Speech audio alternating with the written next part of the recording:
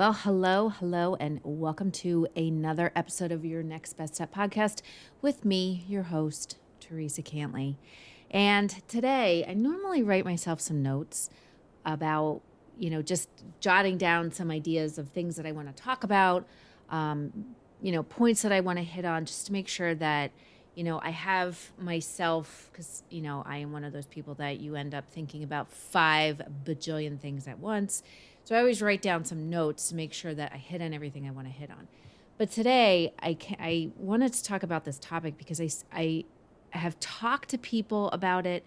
I've been listening to different podcasts about this topic and, just different things that we see on the news and things that are happening. I mean, I read an article about Peloton today and how, now they have the previous COO of Spotify is now the CEO of Peloton and things that are going on there and just kind of everything all wrapped into one. And you on this show, if you've been here with me for a while, which I know you are, or I know you've been, you know that I talk a lot. We've been talking a lot about just changes that we've seen in the business culture because of COVID, since COVID, what has happened as the aftermath from COVID.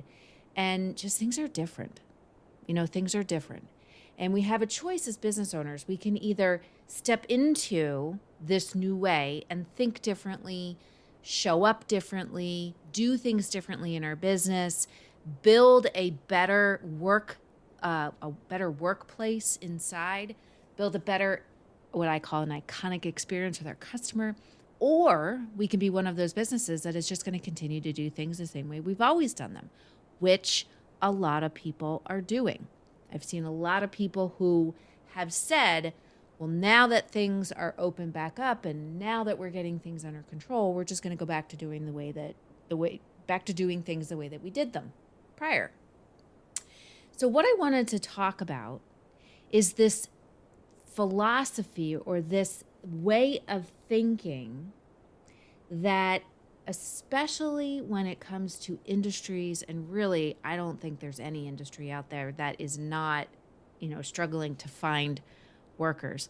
But if you're in an industry that is having challenges with cash flow or having challenges trying to hire people, trying to retain people, or you're struggling because maybe things in your industry have completely shifted and you feel like you're behind the 8 ball, whether it's going from live interaction to virtual interaction. And maybe you're somebody who never really focused heavily on e-commerce and now you need to focus heavily on e-commerce and you feel like you're behind.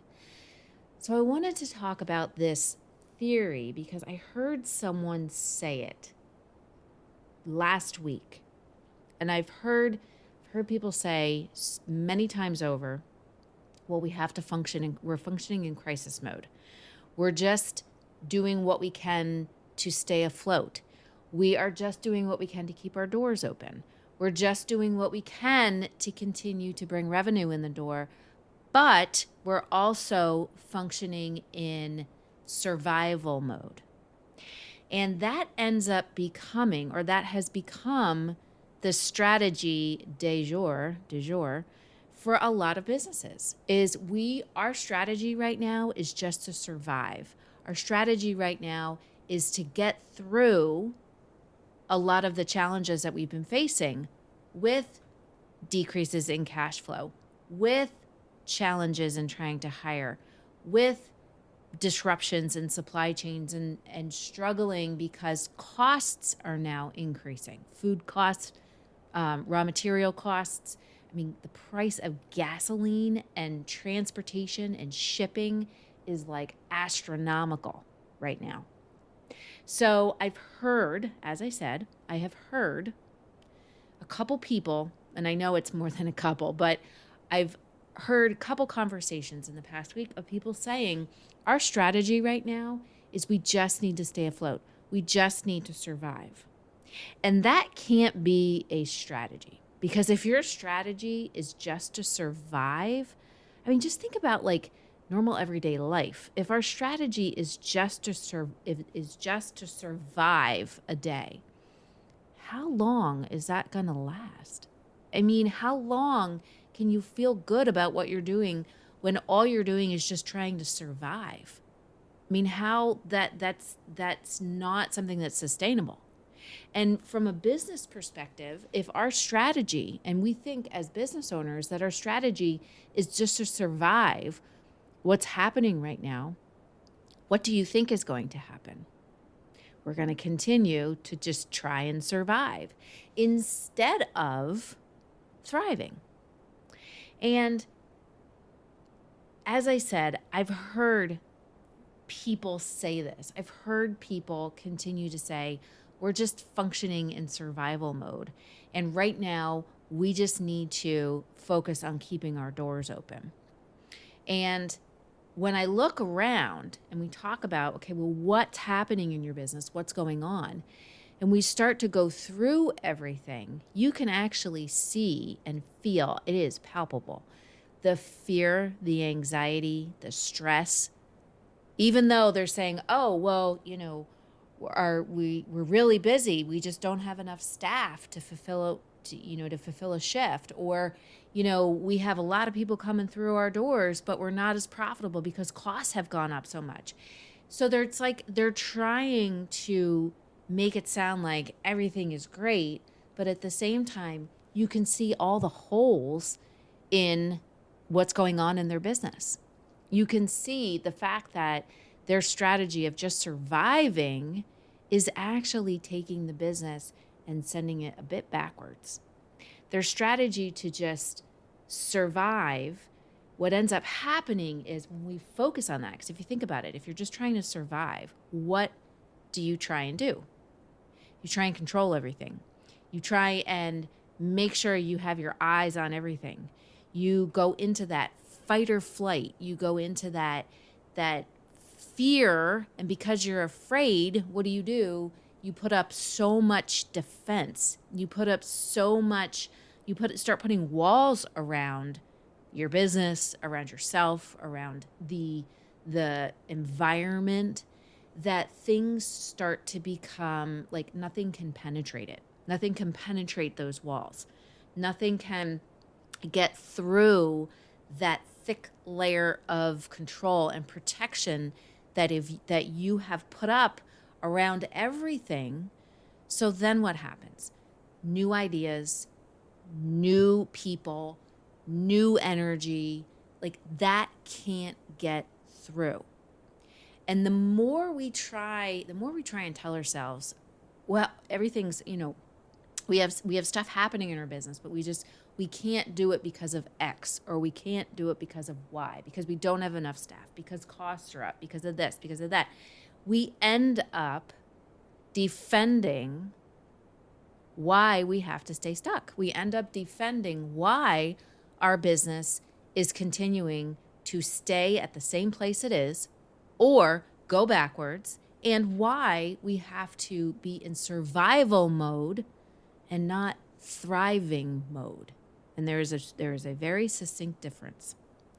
So when we put up those walls and we say to ourselves, we have to just survive all of those new ideas, all of that good energy that is going to draw the right people into our business and is going to draw more people more customers through our door. And when they are in our door, they're going to feel good about what they're doing there, and they're going to want to come back. All of that gets completely squished because we have in our mind, and when we are in survival mode, we tap into that old part of our brain. They say the reptilian part of our brain, which is that fight or flight. So what we do is we function out of fear. So we protect ourselves. We play it safe. We go back to, this is the way we've always done it. We separate ourselves from, and we don't even realize we're doing it, which is the very interesting part of, human behavior. But we separate ourselves from the dreams and the goals that we've set and the things that we think we're working towards, we separate ourselves completely. So what happens is we say we want this, but then our actions say something completely different, and the two are not in alignment. So nothing is going to move forward. Nothing is going to go. It's not going to go the way that we want it to go until we come back and get back in alignment. So if we say to ourselves, we're going to do things differently, and we're going to grow 25%. And we're going to grow 25% because we're going to do this, and we're going to do this. We're going to have private label this. We're going to increase our e-commerce sales by this. And then what we do is we start putting our energy and our effort into making those things happen. And we say to ourselves, we are going to plan and put things into place right now based on where we think we're going to be in 6 months.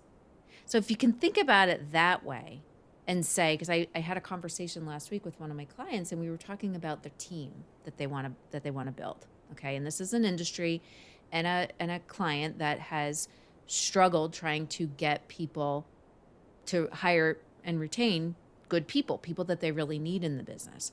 So we had this conversation about their team, and I kept hearing, well, we don't have staff for that right now. And we don't have staff for this right now. And we don't have staff for that or that idea, or we can't do this idea because we don't have. And all they kept doing was fighting for why they needed to stay stuck. And again, the words of, well, right now we're just trying to survive.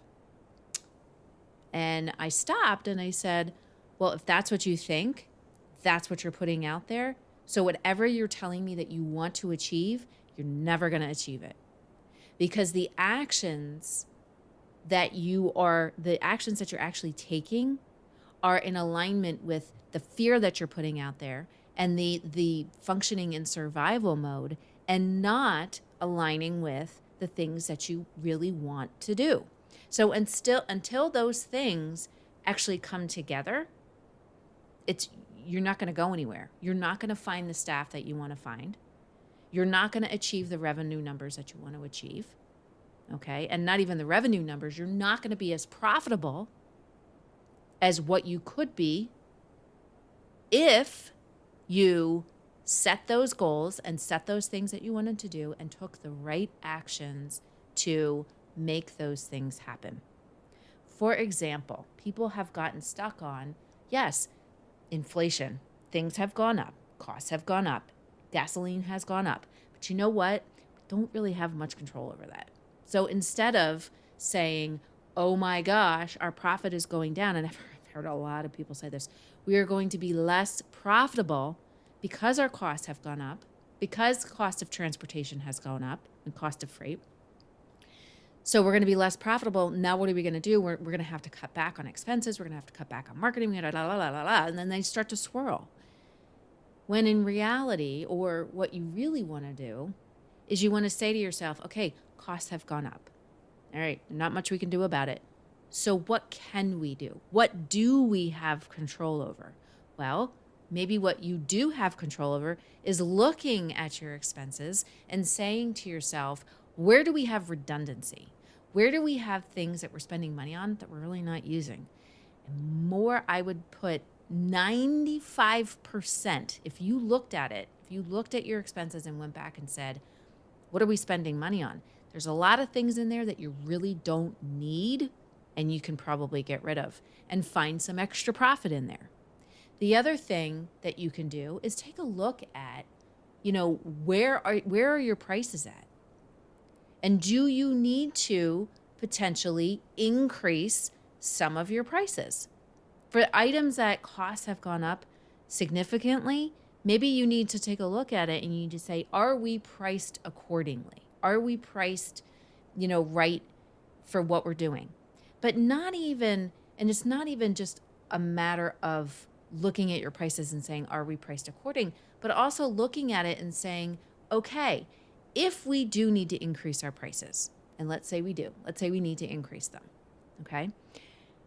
how can we make the experience here better for the people that are walking through our doors so that they feel good about what they're doing? We can build a better relationship with them and they want to continue to come back.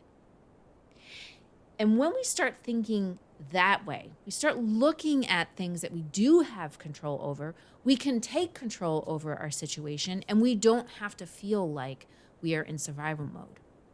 And believe me, as true as I know my name, I have been in this place. I have been in this place where I sit there and I think to myself, oh my gosh, I just need to survive. Oh my gosh, I just need to do this. And then I end up working 16-hour days, burning the candle at both ends. And what does that do? It actually makes me feel worse because you don't have the energy to do the things that you need to do. You're not putting the right energy out there into the world, and people feel it. I don't care how much you try and cover it up. When you are focusing and functioning, when you're focusing on just surviving and you are functioning in that survival mode, okay, and you think that's your strategies, we just have to survive the next 6 months, people feel it. People feel it because your whole demeanor changes.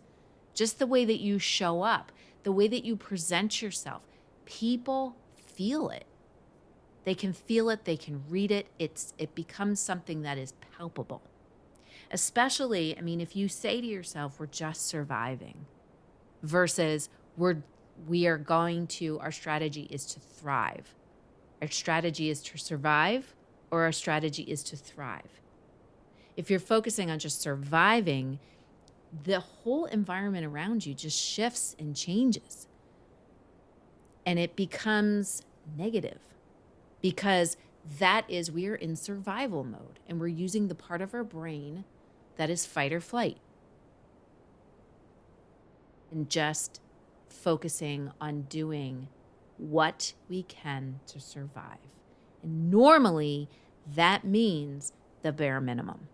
But if we say to ourselves, our strategy is to thrive this year, we tap into a different part of our brain, the part that is creative, the part where innovation comes from, the part of our brain that deals with our subconscious and that, not to get too woo-woo on you, but that part where we're able to manifest. We're able to manifest the things that we actually want. And why is that? Why is that? It's not, yes, there is some woo-woo with it, but what it's connected to, and I've seen this for myself even more, is that when we truly say, this is what we want to accomplish, this is what we're going to do to thrive this year, and we say, and then we put that out there, and then the daily actions, the monthly actions, the quarterly actions that we take are completely in alignment and support those things that we want to achieve. Nobody sits there and says, I want to lose $10,000 this year, or I want to lose 20%. Nobody, who says that, right? So if we're going to put it out there that I want to increase my revenue 25%, or I want to increase my profits 25%, I want to bring on a team of an additional 6 people who are my dream team, who are high impact, self-led, and are ready to go. When we say that stuff, when we put that stuff out there, we better back it up with the actions that we're taking. You cannot put something out there and say, this is what I want to achieve, and then do the opposite. Have your actions be focusing on something completely different. So if you're thinking, or if you've been thinking, my strategy this year, or my strategy right now, is to just survive, I'm here to tell you, you need to change the channel, completely change the channel and get it and listen to a new channel.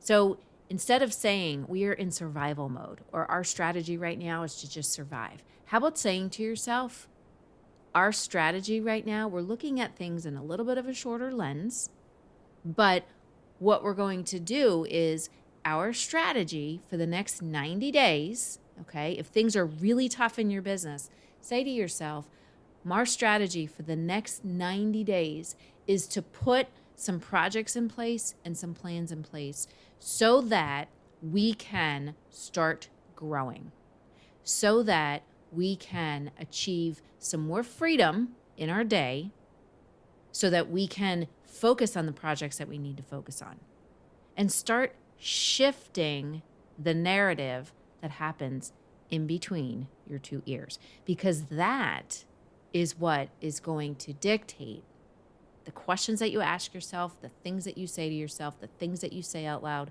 That is what's going to dictate the trajectory of your business and your success at any point in time. So, no more saying our strategy is to survive.